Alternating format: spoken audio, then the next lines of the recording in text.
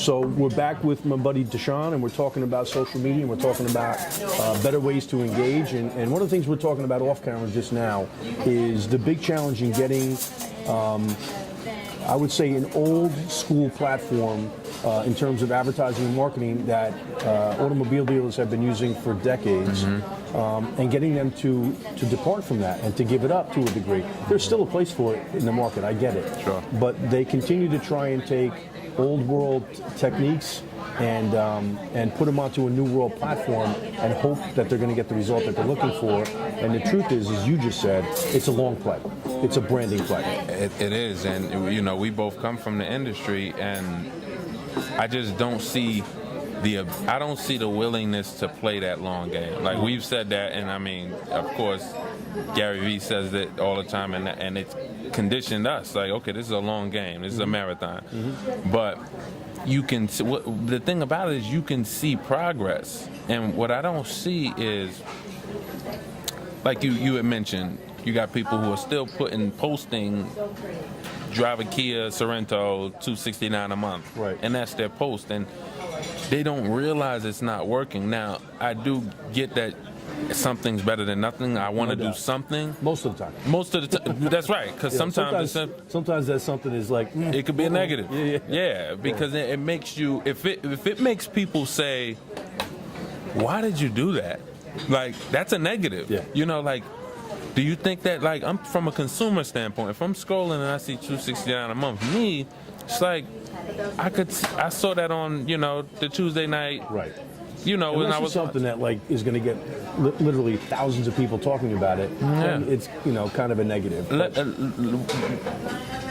Let's go into detail real quick about something that just came into my mind. Just because after working with dealerships, I've seen what I believe could make an impact for them, but it takes somebody who's going to be willing to play that game. You know, everything is a TV show. There was a show called King of Cars. Right.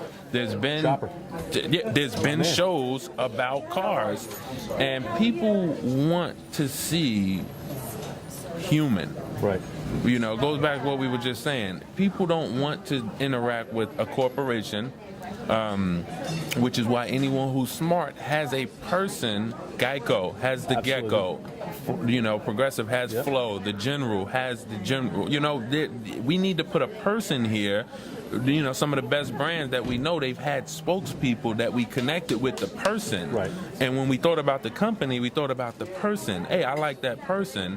And so if dealerships can realize that people want to come into your world, and anyone who's making content, I think that's the way we have to think about it. Is these people want to come into our world, they want to determine if they like us first, and then if they like us, and we're giving great information, they'll do business with us at some point. But picture this. If you had, let's say I'm a Lexus dealer, and I have within my area of interest, let's say I have 5 direct competitors, you know, that I'm competing with on each side. No one's branded themselves. Doesn't mean no one hasn't spent money, because you have some people that spend a lot more than others. Right. But significant dollars too. Like you said before, like literally major money, millions of dollars a year. Major money.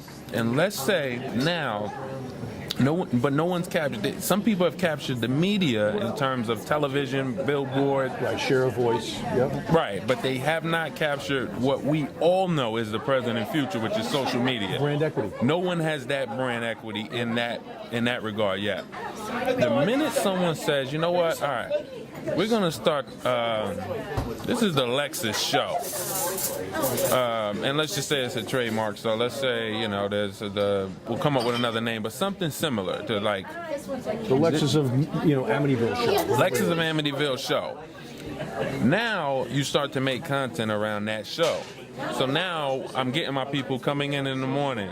Hey, there's John again. Oh, he's always 10 minutes late. Now he's going to go get coffee. You know what it is? It's what we talked about over the phone last week. It's the Truman effect, right? The Amen. Truman effect. It's like everybody wants that vantage point in, almost that voyeuristic vantage point into the real life, the real challenges, what's really happening at the dealership.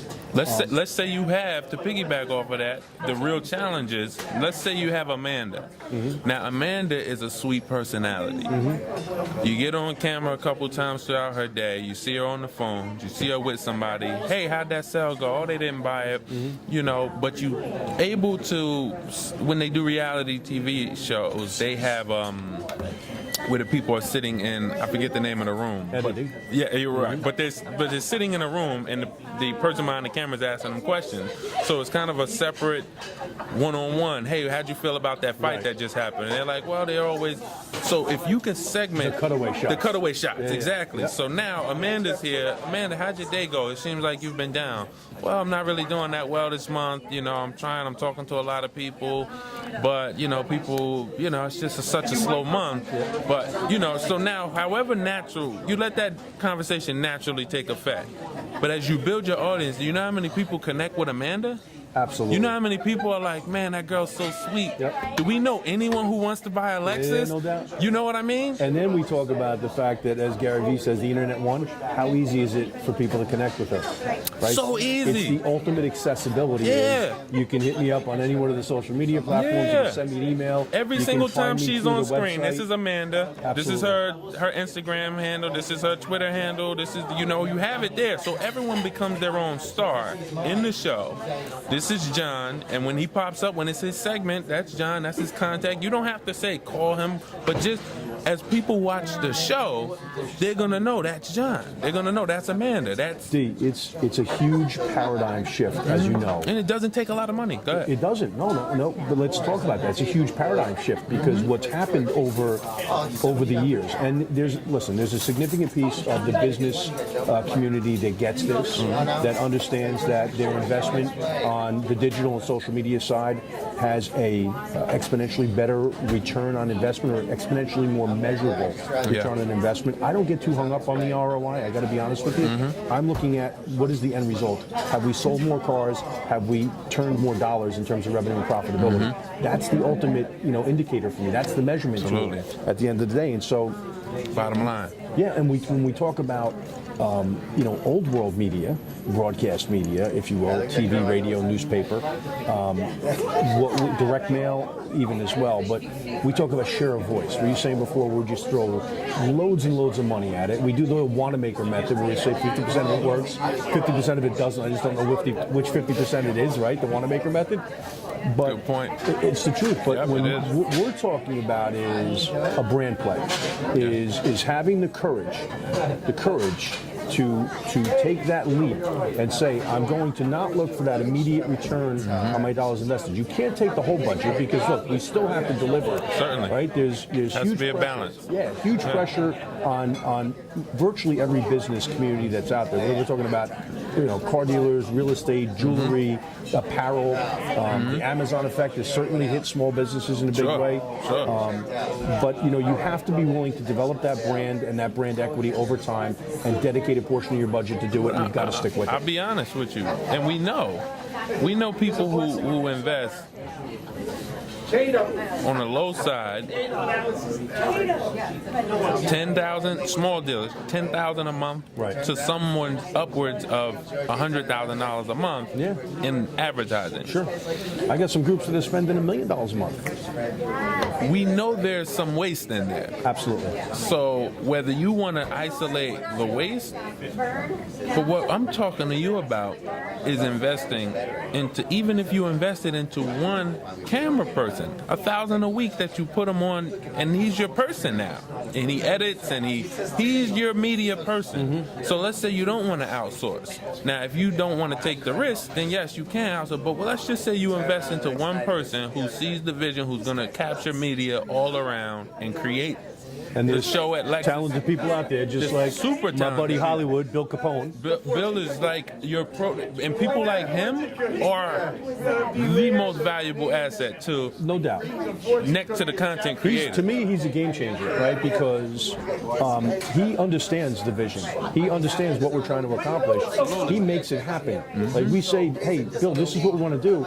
He puts it all together, makes it happen. That's an investment, but the return on an investment is incalculable. It's incalculable. right? If- Where you if measure the that is, success. let's commit to it for a year, and let's look at what the result is in a year, and then commit to it for another year, Yeah. and look at it after a second year. Because look, the buying cycle in this business, the automobile business specifically these days, runs about 42 months, right? So at this point, you've got to make a long-term commitment to the brand equity play and place some faith in someone that has talent like Bill, Absolutely. and make the investment. And what are we talking about? See, I get mad. I don't want to get mad, but when you just spent $100,000 this month, and I'm talking to you about spending $1,000 a week to hire somebody, and you're telling me, well, I don't see it, I don't have the faith to do that, but you have the faith to write a $100,000 check and stuff that some of it you know is not working, I got to question where that it Where's doesn't the make decision sense to emanate me. from? And I will tell you, I have some thoughts. I have strong opinions on And that. I know there's because- fear, and I know there's Of fear, course. But it's the unknown. It's like we're afraid of what we don't know and completely 100% understand. And what I see happening is, if I can see my ad, if I can see and hear my ad all the time, then I feel like it's working. watch Because your at least I TV have- show though. Exactly. You know, I want to sit back. If I own Lexus of Amityville, I want to sit back and I want to see how good my TV show is, and I want to see, are we getting more viewers every week? That is what you're building, and that you're not. Gary Vee said it. We talked about it. And it changed the way I thought about making content. Because I used to want, before I heard this, he said you want to be the show, not the commercial. Absolutely.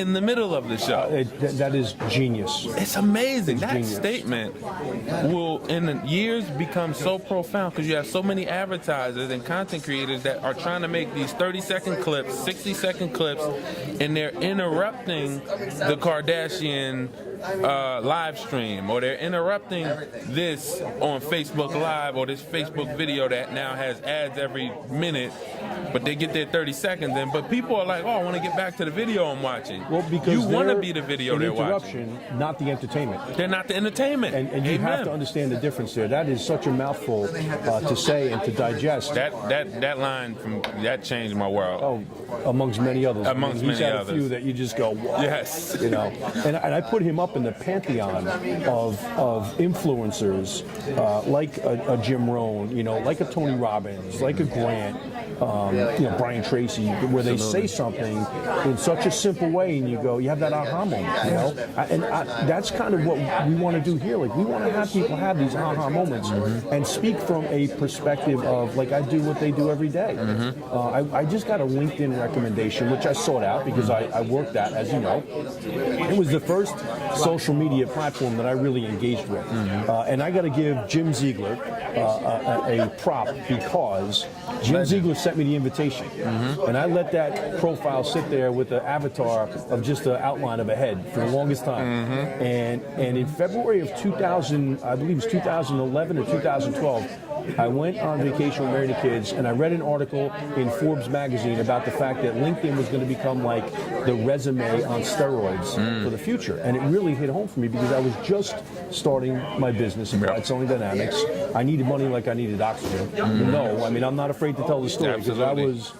I sat in a used car that I had in March of 2009, up to my neck in debt, and my house in foreclosure, and I needed something, right? And so when I saw that, I was like, wow, this is a way for me to continue to build this business that I started in May of 2009 without a budget. And I used that social media platform. So I went for a LinkedIn recommendation, and one of the things that this gentleman said was the content that I had delivered was genuine, and it hit home for him because it's something that we do every day, meaning he and I. And that spoke volumes to me, because it's how I approach not only the social media piece of it, but also the live, like when I get in front of a group. And I want that message to be delivered to the masses in the automotive side, because you and I have lived and breathed it. We have sold cars, okay? We know the challenges, we know the trials and tribulations, but we also know what it takes to succeed. Absolutely. Absolutely. a high level.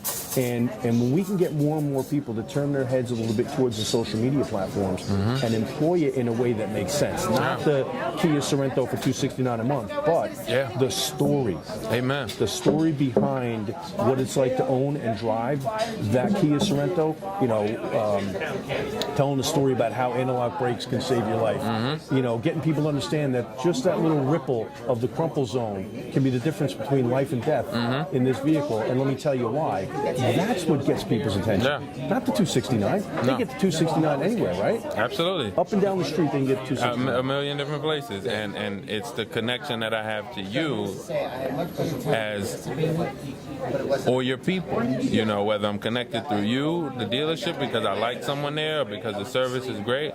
But the marketplace needs to know that, and there's no better opportunity for you to do that than to actually start capturing what's happening. You could do Tutorial Tuesday. You could do, a Saturday spotlight where you have, and when you start to make this the culture, we talk about culture a lot. Critical. And it becomes synonymous with brand in a lot of ways. Your culture.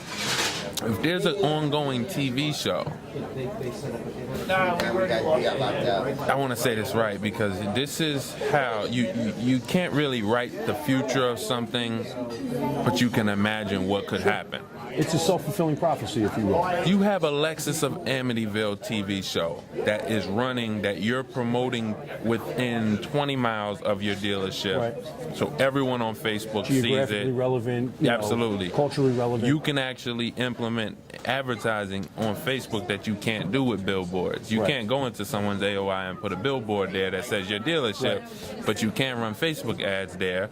You can't promote your TV show there. You can't send direct mail there. So this is a way for you to reach into your competitors' backyards, get their clientele to like your TV show, because you're Lexus of Amityville, you're funny. How many personalities do we have at a dealership where if a camera is on and it becomes the camera's on every day, some people will be uncomfortable at first, but some people are going to be very comfortable from the start. Some people will be comfortable in 2 weeks, and a month later, you're going to have a bunch of personalities in there that want some camera time, that people start to connect with. And when you have a show that's running online, a Facebook Watch, an Instagram TV, IGTV, that is Lexus of Amityville, that is starting to garner views locally, you'll have people coming saying, I want to buy a car from them. And not only them, I like John. See, that, by You're the my way, for all of the favorite- dealers out there, that's $1 million, multi-million-dollar Trojan horse, where you're able to, you don't violate your covenants with your manufacturers, I know the with the game. advertising Yeah. agreements. You can actually use a sneak attack, and really, you could go in there and own all of your surrounding competitors. You can own business. all of that. And we know people, auto groups who have branded themselves to, promote their whole, but that actual dealership, Fact. Yeah. you can go into 5 miles away around your closest competitor and push your TV show. And have people, oh man, this is funny, because there's no way I like Lexus of Amityville, and I'm watching it and I'm like, oh, I like these guys, and I'm connecting with the characters, and That's then I'm the going to go to push-pull. my local Lexus dealer. I want to go there. You're only 10 minutes away. That's the push-pull, right? The push is, let's push the content in front of them, Yep. all right, and use our share of voice dollars. So now we're going to swing that big hammer of a big budget, but we're going to use the magnet of great content to draw them in Amen. and pull them towards us. Amen. And that is And a once great someone gets a combination. TV show, now you're competing with their TV show. See, right now you're competing with nothing. So you could be the first to You know do what it it. is? It's going to be a matter of which commercial do they turn off first, yours or somebody else's. Commercials don't tend to entertain on the grand scale, but as you said before, and Gary Vee put it perfectly, like, you want to be the entertainment. You wanna be the and not entertainment. the commercial break. Amen. Because people turn off. But let me ask you this question, because we could go on like literally all day. What's one big thing you pulled out of our conversation today where you said, man, that was an aha moment for me? I mean, clarity, what I get from talking to you is because I'm in the infancy stages of doing this myself. Media for me now is, in my mind, I want to start a media company. And so, because so every time I talk about media, it helps me get clear on how to position it. Like what we just talked about, It's a business plan. Is a business plan. If there's a dealer out there watching this that is like, you tell me what part of what we said didn't make sense. Yeah, 100%. And it's a nominal investment.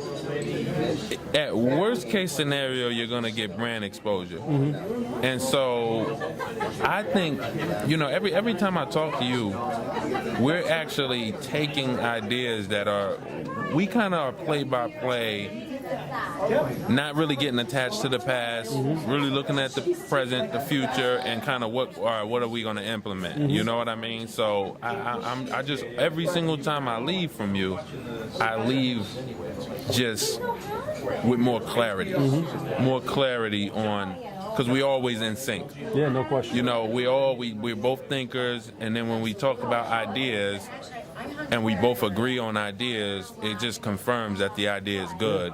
And then we go out and do it. Like, that's the other thing. Like, and I have this conversation all the time. There's so many great ideas that are out there, but the people that are willing to go out and take action, that are actually willing to, I'm going to quote my good buddy Joe Barricato, do the do. Like, you got to actually go out and do it. That's when something really happens. The action breeds the results. Amen. Good or bad, by the way, good or bad. But I would say this to you, if there are dealers or salespeople out there that are struggling or frustrated right now because they feel like they're just doing the same old, we have ideas that can help them. I'm a phone call, I'm a text, as you are, an email away. You can find me and you can find Deshone on any one of the social media platforms, whether it's Facebook, Instagram, Twitter, LinkedIn for sure. My website, sandycerami.com. Yep. I'm NJ CEO, New Jersey. NJ CEO on Facebook, NJ CEO on Instagram, and NJ CEO on Twitter. Yep. And I mean, hit either one of us up. Happy to help. We don't run the meter. Like this, I really want to go out there and help people understand the power that they have at their fingertips right now and help them accomplish what it is that they're looking to achieve. Because a lot of times they're sitting on the sidelines getting ready because they don't know what to do. So they spend all this time preparing or having ideas or talking about it and never actually taking any action on it. And so I want to be the catalyst, as I know you do, to help them get off the bench and get into the game. You are committed. You are certainly committed. I'm happy to know you. And what we just talked about is the definition of great content. Yep. It's giving. Somebody could say, "Oh, well, I would rather do that idea myself. Why would you share it?" Go for it. You go for the idea. Yeah. Go for it. If you want to start the TV show, the Honda TV show, then do it. You literally could take what we talked about just now and transform your business this year. No doubt. There's a dealer in McKinney, Texas, Toyota dealer. He's a Gulf States Toyota dealer, Pat Loeb, and I had the good fortune of going into Pat Loeb's store on a consulting engagement years ago, and Pat Loeb had two big black 3-ring binders. That was his business plan. And Pat Loeb was a GST executive who retired and opened up his own dealership in a brand new point. So it was an original point. There was no business that he could actually generate from previous customers. And they came out of the gate with over 300 new and used cars sold their first month. Wow. Now, we marvel at it, and he's got a very consistent, 400 plus vehicle per month business. They do a tremendous parts and service business. But Pat Loeb said to me when I was standing outside of his office, he says, "You want to know how we did it?" He says, "It's right there in those two binders. You can go copy the two binders, but the truth is you need the people and you need the desire to take action and go do it, because we can put everything we want on paper until you actually make the decision to go do it. It doesn't become a reality." And he was willing to share that with anybody. And that's the sign of somebody that's got the confidence to know that it takes the do to get it done. So I want to thank you, man. It's always great to hang with you. Absolutely, you're my pleasure. a brilliant guy. I think you're a genius. Likewise. I tell you that all the time. Amen. I say it to you because it's the truth, and we're going to do this again soon. Yeah. Well, the man upstairs has blessed us both, man, and we respect that. I would be happy, honored. I was honored when you invited me. So get out of here, bro. You're an awesome so host. Appreciate it. Thank awesome. you. Thank you. Let's do it again. All right, bro. Bro, that was awesome, bro. killer.